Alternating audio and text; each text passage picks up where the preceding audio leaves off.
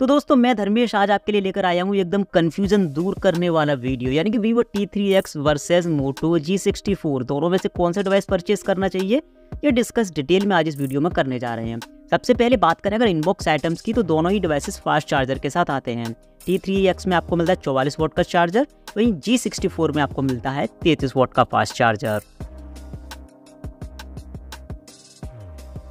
Design के मामले में पर्सनली मुझे Moto G64 ज़्यादा बेहतर लगा, बट ये ओपिनियन पर डिपेंड करता है, हो सकता है आपको T3X ज़्यादा पसंद आई। बैक पर दोनों ही डिवाइसेस आते हैं एकदम रफ फिनिश के साथ। क्लोज लुक यहाँ से आप ले सकते हो और ये आइडिया लगा सकते हो कि लगभग कैसा डिज़ाइन आपको मिलने वाला है। G64 में बैक से आपको मिलते हैं थोड़े से राउंडेड कॉर्नर, T3X में एकदम फ्लैट कॉर्नर दिए हैं, तो थोड़ी सी ग्रिप G64 पर बेहतर बनती है। कैमरा शेप की बात करें तो छोटे कैमरा लेंस पर्सनली मुझे पसंद है, इसलिए G64 का डिज़ाइन मुझे ज़्यादा बेहतर लगा। T3X में ट्रेंडी डिज़ाइन दिया है, जो कि गोल कैमरा लेंस बड़ा सा अभी इस समय काफ़ी ज़्यादा ट्रेंड में है। राइट साइड पर दोनों में ही पावर बटन, इसके अलावा वॉल्यूम कंट्रोल बटन देखने को मिलता है। साइड फिंगरप्रिंट स्कैनर के साथ आते हैं दोनों ही डिवाइसेस। बॉटम पार्ट पर दोनों में ही Type-C पोर्ट, 3.5mm का हेडफोन जैक, इसके अलावा मीडिया स्पीकर देखने को मिल जाता है। लेफ्ट साइड पर दोनों में ही आपको मिलता है सिम और SD कार्ड स्लॉट। दोनों ही डिवाइसेस हाइब्रिड सिम स्लॉट के साथ आते हैं। टॉप पर आपको G64 में मिलेगा सेकेंडरी माइक, जबकि T3X में ऐसा कोई सपोर्टिंग माइक नहीं है। डिमेंशन की बात करें तो डिस्प्ले थोड़ा छोटा होने की वजह से यहाँ पर Moto G64 कॉम्पैक्ट है T3X के कंपैरिजन में।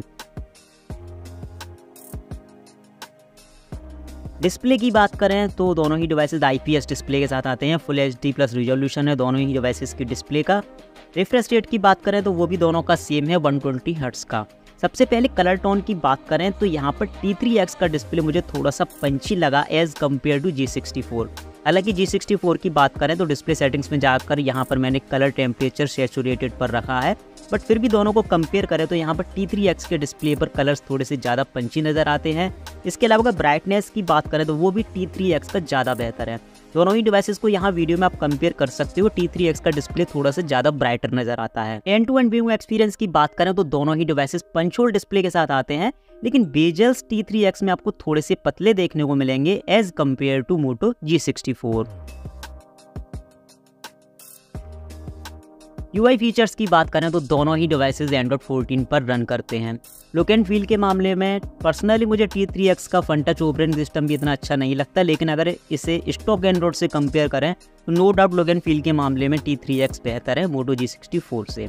फीचर्स की बात करें तो पर्सनलाइज सेटिंग्स के अंदर G64 में आपको थोड़े से कस्टमाइजेशन करने को मिलते हैं थीम वगैरह में। इसके अलावा आपको कुछ जेस्चर कंट्रोल्स भी यहाँ पर देखने को मिलेंगे। बैटरी के अंदर बैटरी सेवर मोड वगैरह यहाँ पर आपको देखने को मिल जाता है। साथ ही साथ एप्लीकेशन के अंदर जाए तो वहाँ कोई एक्स्ट्रा सेटिंग देखने को नहीं मिलती। T3X में अगर आप ऐप्स के अंदर जाते हो तो आपको यहाँ पर ऐप क्लोनर देखने को मिलता है। इसके अलावा अल्ट्रा गेम मोड जैसे फीचर्स आपको बाहर ही देखने को मिल जाते हैं। डायनेमिक इफेक्ट वगैरह जैसे फीचर्स दिए गए हैं, और अगर दोनों ही डिवाइसेस के सिस्टम में जाते हो तो मल्टीपल यूजर्स का फीचर्स भी देखने को मिलता है। फीचर्स के कंपैरिजन की बात करें तो पोर्ट्रेट मोड आपको देखने को मिलता है रियर और फ्रंट दोनों के लिए। इसके साथ नाइट मोड आपको दोनों में देखने को मिलेगा। Moto G64 में आपको डुअल व्यू वीडियो भी देखने को मिलता है। इसके अलावा आप अल्ट्रा वाइड फोटोज और वीडियोस भी रिकॉर्ड कर सकते हो। वीडियो रिकॉर्डिंग की बात करें तो 60 FPS का सपोर्ट आपको देखने को मिलेगा Moto G64 में फुल HD वीडियो रिकॉर्डिंग के लिए, जबकि Vivo T3X से केवल आप 30 FPS पर ही फुल HD तक का वीडियो रिकॉर्ड कर सकते हो। T3X में आपको सॉफ्टवेयर बेस्ड वीडियो स्टेबलाइजेशन देखने को मिलता है, जबकि G64 OIS सपोर्ट के साथ आता है। कैमरा परफॉर्मेंस की बात करें तो ये हैं कुछ कैमरा सैंपल्स जो मैंने दोनों ही डिवाइसेस से कैप्चर किए हैं। मैं यहाँ अपना एक्सपीरियंस तो शेयर करूँगा ही, साथ ही साथ आप खुद भी जज करिए कि आपको इनमें से किस डिवाइस की परफॉर्मेंस ज़्यादा बेहतर लगी। आउटडोर में मैंने दोनों डिवाइसेस से कुछ फोटो लिए तो Moto G64 में वाइट बैलेंस का बहुत ज़्यादा इशू देखने को मिला। मतलब एक अननेसेसरी येलो टोन आपके फोटोज़ में शो होती है, जो कि आपके फोटोज़ को पूरी तरह से बिगाड़ देती है। हालांकि इंडोर में आपको ये इशू देखने को नहीं मिलेगा, लेकिन साथ ही साथ Moto G64 में आपको डायनेमिक रेंज भी बहुत बेहतर देखने को मिलती है। जैसे कि आप यहाँ पर देख सकते हो एकदम शैडो फ्री फोटो आपको देखने को मिलता है। अगेन इस फोटो में भी आप देख सकते हो वाइट बैलेंस का इशू तो है, बट शैडो आपको देखने को नहीं मिलेगा, जो कि T3X में डायनेमिक रेंज इतनी बेहतर नहीं है। इसके बाद अगर कलर टोन की बात करें तो Moto G64 में आपको थोड़े से ओवर सैचुरेटेड कलर्स देखने को मिलते हैं, जैसे कि आप इन फोटोज़ में देख सकते हो। और खासकर अगर रेड कलर की बात करें तो वो तो कुछ ज़्यादा ही ओवर सैचुरेटेड शो होता है। तो पर्सनली मुझे तो ऑटो मोड में यहाँ पर Vivo T3X के फ़ोटो ज़्यादा बेहतर लगे as compare to Moto G64। But जैसा कि मैंने बोला था, आप खुद भी जज करिए कि आपको इन दोनों डिवाइस में से किस डिवाइस के फ़ोटो ज़्यादा बेहतर नज़र आते हैं। रियर कैमरे के पोर्ट्रेट मोड की बात करें तो कुछ ये परफॉर्मेंस आपको यहाँ देखने को मिलती है। सबसे पहले स्किन टोन की बात करें तो पर्सनली मुझे यहाँ Vivo T3X की स्किन टोन ज़्यादा बेहतर लगी एज़ कम्पेयर टू G64। हालांकि एज डिटेक्शन की बात करें तो वो दोनों का ही एवरेज है, बहुत ज़्यादा अच्छा एज डिटेक्शन आपको दोनों में से किसी में देखने को नहीं मिलता। बट कलर टोन और स्किन टोन की वजह से मुझे यहाँ T3X ज़्यादा बेहतर लगा। नाइट मोड की बात करें तो भाई यहाँ पर Moto G64 का कोई भी कंपैरिजन नहीं बनता। काफ़ी अच्छे और शार्प फोटोज़ आपको नाइट मोड के साथ देखने को मिलेंगे और T3X यहाँ बहुत पीछे रह जाता है। फ्रंट कैमरे की बात करें तो मेरे ओपिनियन के अलावा आप खुद भी जज करिए कि आपको इनमें से किस डिवाइस की सेल्फी ज़्यादा बेहतर लगती है। पर्सनली मेरा जो एक्सपीरियंस रहा वो Moto G64 के साथ फ्रंट कैमरे में ज़्यादा बेहतर रहा। पहला तो स्किन टोन आपको थोड़ी सी नेचुरल देखने को मिलती है, जबकि Vivo T3X में एकदम वाइट सी स्किन टोन देखने को मिलती है। इसके अलावा कलर्स वगैरह जैसे कि बालों का कलर T3X में एकदम कुछ ज़्यादा ही ब्लैक हो जाता है, एकदम डमी टाइप का फ़ोटो नज़र आता है, जबकि G64 बहुत हद तक आपके फ़ोटोज़ को सेल्फी को नेचुरल रखने की कोशिश करता है। इसी के साथ अगर फ्रंट कैमरे पर पोर्ट्रेट मोड पर एज डिटेक्शन की बात करें तो वो भी T3X का उतना बेहतर नहीं है।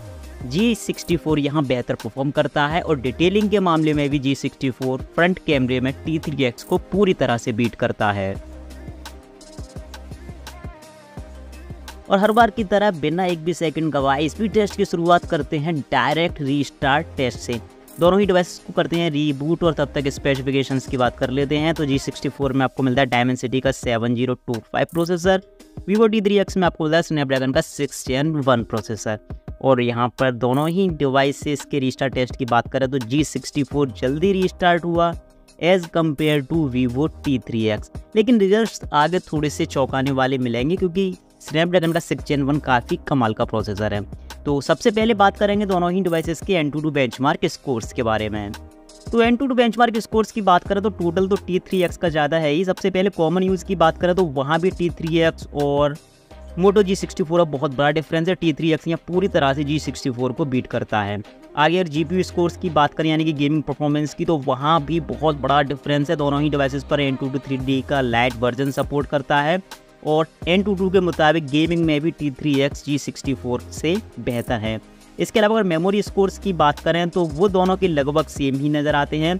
अगर डिवाइस की रीड एंड राइट स्पीड की बात करें तो राइट स्पीड थोड़ी सी ज़्यादा है G64 की। तो आगे प्रैक्टिकली दोनों डिवाइसेस को ज़रा एप्लीकेशंस लॉन्च करके देखते हैं कि किस डिवाइस पर ऐप्स वगैरह जल्दी लोड होते हैं। तो यहाँ पर ये कुछ थर्ड पार्टी और कुछ नेटिव एप्लीकेशंस में लोड करके देखूंगा। सबसे पहले डायलर Moto G64 पर जल्दी लोड हुआ। अगेन मैसेज भी G64 पर जल्दी लोड होता है। क्रोम भी Moto G64 पर जल्दी लोड हुआ। कैमरे की एप्लीकेशन की बात करें तो लगभग सेम टाइम ही यहाँ पर देखने को मिला दोनों ही डिवाइसेस पर। कैंडी क्रश जो कि एक गेम है और अगर यहाँ देखें तो क्योंकि रेस्पॉन्स टाइम G64 का बेहतर है और गेम भी G64 पर जल्दी लोड हुआ।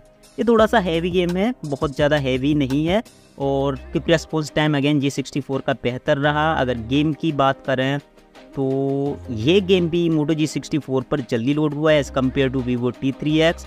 और ये आखिरी थोड़ा सा हैवी गेम है, तो थोड़ा सा प्रोसेसर हैवी होने के बावजूद भी क्योंकि G64 में कमाल का UI देखने को मिलता है, तो ये लास्ट वाला गेम भी G64 पर जल्दी लोड हुआ। तो कॉमन यूज़ में बेहतर UI होने की वजह से आपको G64 पर बेहतर परफॉर्मेंस देखने को मिल जाती है। अब डिफरेंस ओवरऑल क्या रहेगा, तो ये उसके लिए एक वीडियो है जो Antutu बेंचमार्क के UI वाले पार्ट में रिकॉर्ड किया गया है। अब यहाँ पर स्क्रोलिंग को देखें क्योंकि दोनों ही डिवाइसेस के डिस्प्ले का रिफ्रेश रेट 120 हर्ट्ज का है और यहाँ पर अगर इस स्क्रोलिंग को देखें तो दोनों ही डिवाइसेस पर स्क्रोलिंग ठीक ठाक स्मूथ तरीके से होती है। कोई खास इशू दोनों में देखने को नहीं मिलता और ना ही कोई खास डिफरेंस देखने को मिलता है। यानी कि एक लेवल पर जाकर शायद आपको दोनों पर ही बेहतर परफॉर्मेंस देखने को मिले, लेकिन कॉमन यूज़ में या फिर बहुत छोटे टास्क में G64 बेहतर परफॉर्म कर सकता है।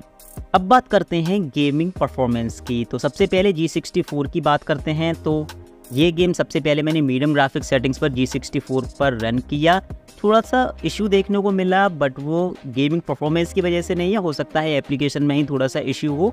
लेकिन अगर मीडियम ग्राफिक्स सेटिंग्स पर परफॉर्मेंस की बात करें तो काफ़ी बेहतर परफॉर्मेंस देखने को मिली मोटो G64 के लिए। और मीडियम ग्राफिक्स तक के गेम्स आप यहाँ पर बड़े आराम से बिना किसी इशू के प्ले कर सकते हो। ग्राफिक्स भी काफ़ी कमाल के देखने को मिले।